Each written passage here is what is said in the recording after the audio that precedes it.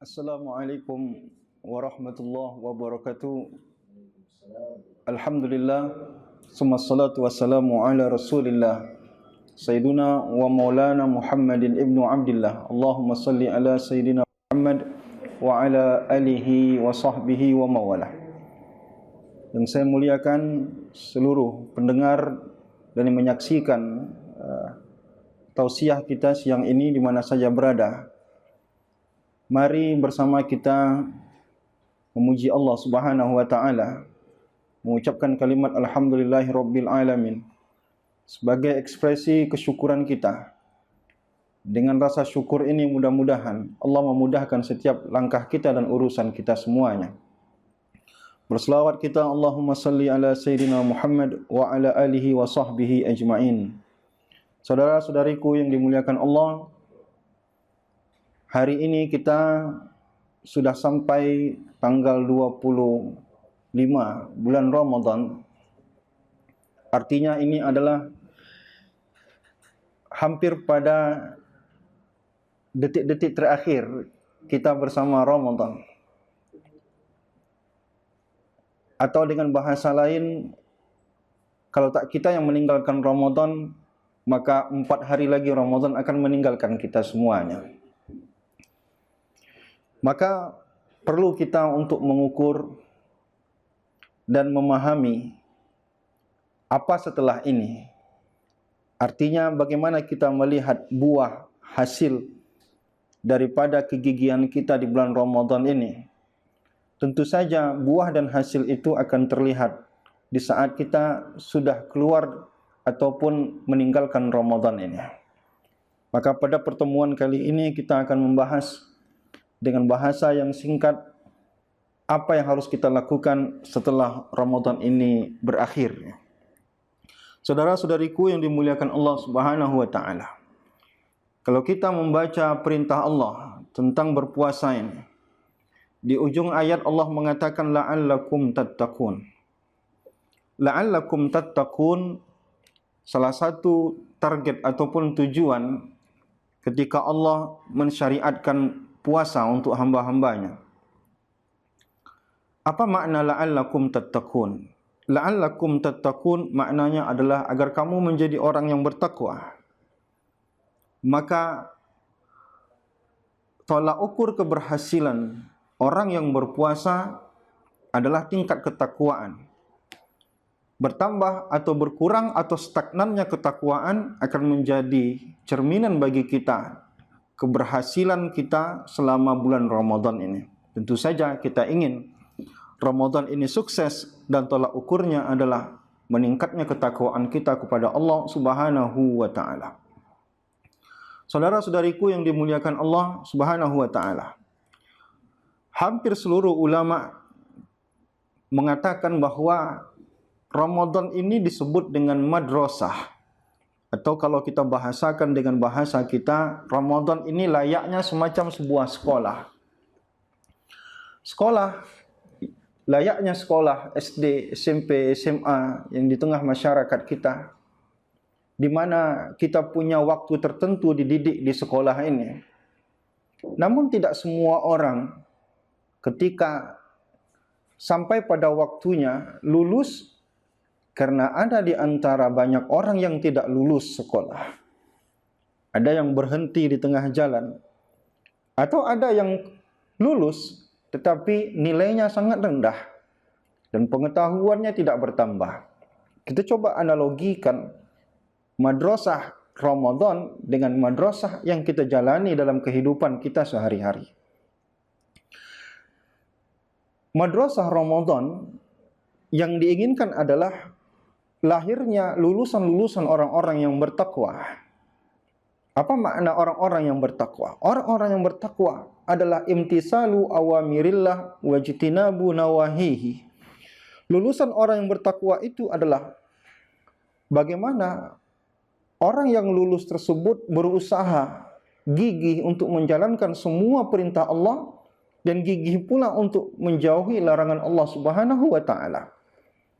Maka dengan secara singkat kita katakan, jika keluar dari Ramadan tidak membuat kita semakin bertakwa, ibadah kita tidak semakin banyak, maka sudah bisa kita pastikan kegagalan kita untuk lulus di madrasah Ramadan kali ini. Maka ini tentu mengkhawatirkan bagi kita. Sebulan kita dididik di bulan Ramadan dengan harapan bahwa keluar dari Ramadan ini akan kita gunakan selama 11 bulan berikutnya. Kita diharapkan keluar dari Ramadan ini menjadi orang yang terdidik. Terdidik dalam segala aspek yang dididik selama Ramadan. Karena Ramadan kita tidak hanya dididik untuk beribadah. Walaupun ibadah adalah didikan yang paling kuat dididik selama Ramadan. Sehingga kita melihat di tengah masyarakat kita, bahkan kita sendiri, betapa banyak peningkatan, mungkin ratusan persen meningkatnya kualitas dan kuantitas ibadah kita Ramadan ini. Qiyamul Lail kita, bacaan Quran kita, sedekah kita, kebaikan-kebaikan kita. Nah, aspek ibadah meningkat. Kenapa meningkat? Allah tawarkan kepada kita pahala yang berlipat ganda sehingga kita tingkatkan. Tetapi Ramadan tidak hanya mendidik orang untuk beribadah, tapi juga mendidik orang untuk bersosial dengan baik. Maka Rasulullah meningkatkan kedermawanannya selama bulan Ramadan sebagai wujud kepedulian pada orang lain. Ramadan juga berpuasa menuntut kita untuk menahan mata, menahan telinga, menahan pikiran, menahan hati, menahan kemaluan. Ini semua adalah aspek-aspek sosial.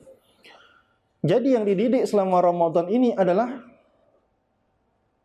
koneksi ataupun hubungan kita dengan Allah dan juga hubungan kita kepada sesama makhluk Allah.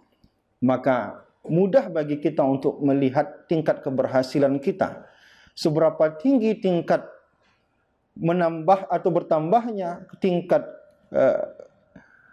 ataupun kualitas dan kuantitas ibadah kita kepada Allah, dan bagaimana pula tingkat kepedulian kita, apakah bertambah atau tidak kepada sesama makhluk Allah Subhanahu wa taala. Inilah tolak ukur sebenarnya kalau kita ingin mengukur tingkat keberhasilan kita selama Ramadan ini.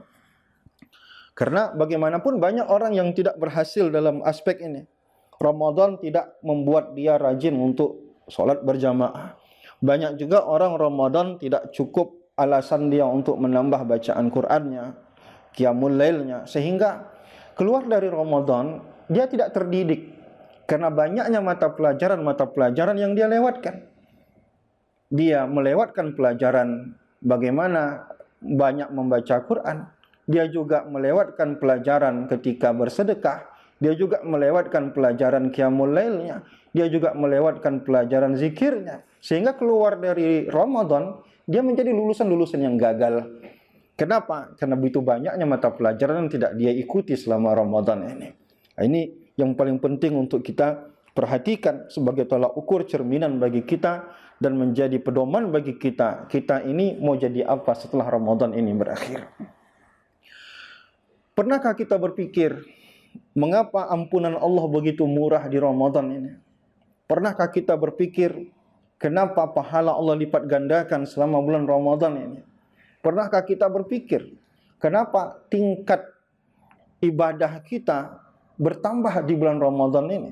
Allah mudahkan itu semuanya agar kita betul-betul terdidik selama Ramadan ini. Maka sebenarnya yang Allah inginkan adalah aplikasikan apa yang kamu jalankan selama Ramadan itu ketika kamu sudah keluar dari Ramadan ini. Itu pesannya. Jadi selama 11 bulan setelah ini kita mesti hidup sebagai orang yang terdidik, sebagai seorang hamba yang terdidik, dan sebagai seorang makhluk sosial yang terdidik. Itu yang paling penting untuk kita pahami. Maka di sini ada tantangan yang luar biasa, yaitu tantangan keistiqomahan di dalam beribadah. Dan kita sering menyampaikan bahwa istiqomah ini bukan perkara kecil dan bukan perkara mudah. Karena istiqomah adalah syarat orang untuk masuk ke surga Allah Subhanahu wa taala.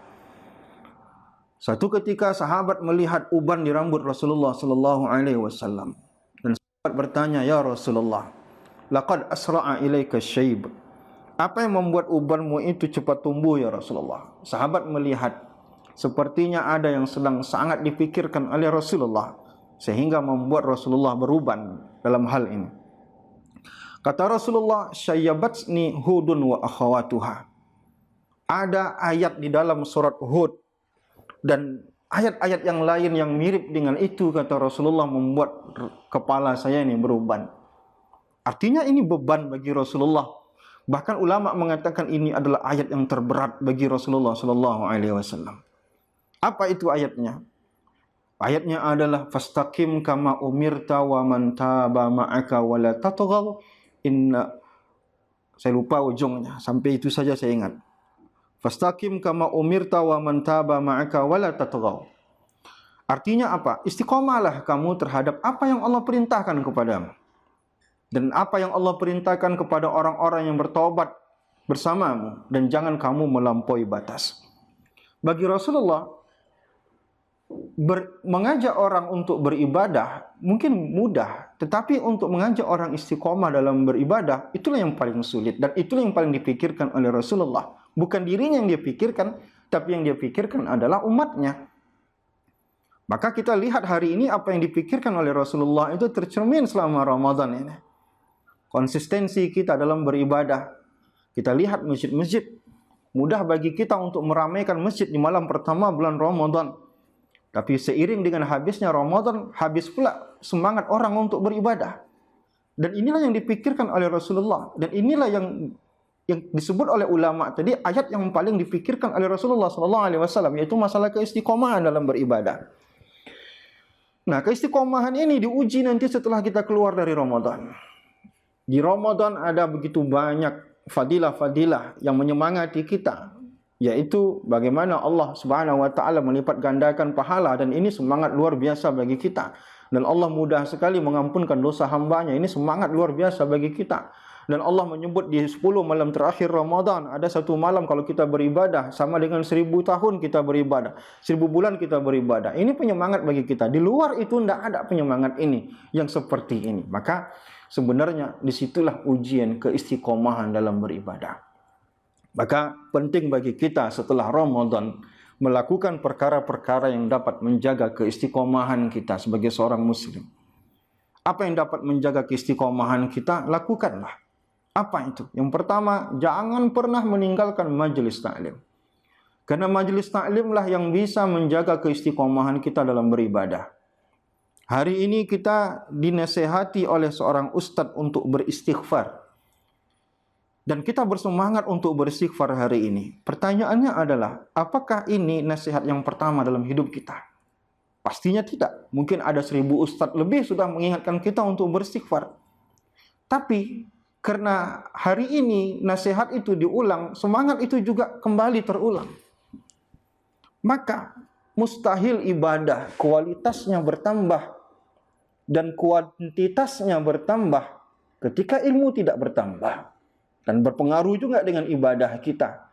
Iman akan berpengaruh kepada ibadah. Kalau iman tidak bertambah, maka sulit ibadah bertambah, baik secara kualitas maupun secara kuantitas. Maka kita berpesan kepada semua saudara-saudari sekalian yang menyaksikan dan mendengarkan video ini, setelah Ramadan, pastikan diri kita tetap terlibat di dalam majelis-majelis taklim. Karena cuma itu yang bisa menjaga keistiqomahan kita di dalam beribadah. Adanya orang yang menasehati kita, yaitu asatiz-asatiz kita yang kita muliakan. Adanya orang-orang baik yang selalu membersamai kita, yang mengajak kita untuk ke masjid, salat berjamaah, yang mengajak kita mendengarkan majelis taklim, orang yang rutin mengajak kita untuk membaca Quran. Inilah orang-orang yang ada di lingkungan itu. Lingkungan dunia, tetapi lingkungan dunia disebut oleh Rasulullah sebagai lingkungan surgawi yang mungkin tidak mudah untuk kita dapatkan. Yang kedua, setelah kita pastikan bahwa kita tetap terlibat dalam majelis taklim, pastikan bahwa kita telah memilih orang yang benar untuk menjadi teman bergaul kita dalam keseharian. Orang yang bersedia untuk mengingatkan kesalahan kita. Bukan orang yang selalu memuji-muji kehebatan kita. Bukan orang yang menyembunyikan aib kita. Bukan orang yang hanya menampilkan sisi baik kita tapi tak pernah menampilkan sisi buruk dalam hidup kita. Yaitu orang-orang yang ikhlas menuntun kita, membawa kita, menasehati kita dan mendorong kita untuk berbuat kebaikan-kebaikan. Maka dua langkah ini penting bagi kita untuk menjaga keistiqomahan kita agar nilai-nilai Ramadan ini dapat kita aplikasikan dalam kehidupan kita setelah Ramadan ini berakhir. Saudara-saudariku yang dimuliakan Allah Subhanahu wa taala, di hadapan kita ada 5 hari lagi bulan Ramadan. Maka ada saatnya kita harus memuhasabah diri kita dan mengintrospeksi diri kita. Apa yang sudah kita dapatkan selama Ramadan ini? Apakah hari ini kita sudah menjadi orang yang terdidik? Ataukah ketika Ramadan ini berakhir kita cocok disebut orang-orang yang lulus menghadapi ataupun menjalankan Ramadan ini dengan baik? Kalau tidak, masih ada waktu kita 5 hari lagi untuk memperbaiki diri kita. Masih ada waktu bagi kita untuk muhasabah dan mengintrospeksi diri kita. Agar apa? Agar nilai-nilai Ramadan ini tercermin. Mungkin banyak di antara kita, ya, Ramadan kali ini agak sedikit berbeda. Dan mungkin banyak perbedaan bagi sebagian orang. Banyak di antara kita yang selama hari ini, kalau tahun lalu kita rajin beribadah karena ada jamaah di masjid, tapi tahun kali ini kita kurang ibadah karena tidak ada berjamaah di masjid, berarti ada yang masalah dengan ibadah kita. Berarti ada ketergantungan kita dengan orang lain dalam beribadah. Berarti ada yang perlu kita introspeksi, ada yang perlu kita perbaiki. Orang yang benar itu adalah kondisi keadaan tidak mempengaruhi iman ataupun kualitas dan kuantitas ibadahnya. Maka di sisi inilah kita perlu untuk mengintrospeksi diri kita. Mata kita, hati kita, tangan kita, mulut kita, dan organ-organ tubuh kita yang diminta oleh Allah dijaga selama Ramadan, inilah yang harus juga kita terapkan setelah Ramadan ini berakhir. Jangan Ramadan kita menjadi orang yang soleh, tapi keluar Ramadan hilang kesolehan kita karena kita kehabisan energi. Yang benar adalah di Ramadan inilah kita mengecas, ya, untuk mengecas semangat kita dalam beragama, mengecas kekuatan kita dalam beribadah, mengecas diri kita untuk tetap berkomunikasi dan bersosial dengan cara yang baik sesama makhluk Allah Subhanahu wa taala. Dengan cara seperti ini, 11 bulan akan datang kita punya energi yang banyak. Full baterai kita untuk beribadah menjadi seorang muslim yang baik. Dan nanti kita pada tahun berikutnya, jika Allah Subhanahu wa taala izinkan kita untuk bertemu dengan Ramadan berikutnya, kita akan cas lagi semangat itu. Mudah-mudahan apa yang kami sampaikan ini bermanfaat bagi seluruh pendengar dan juga yang menyaksikan video ini. Terima kasih atas segala perhatian. Kami berpesan untuk semuanya agar tetap menjaga kesehatan dan tetap bersyariah. Terima kasih. Assalamualaikum warahmatullahi wabarakatuh.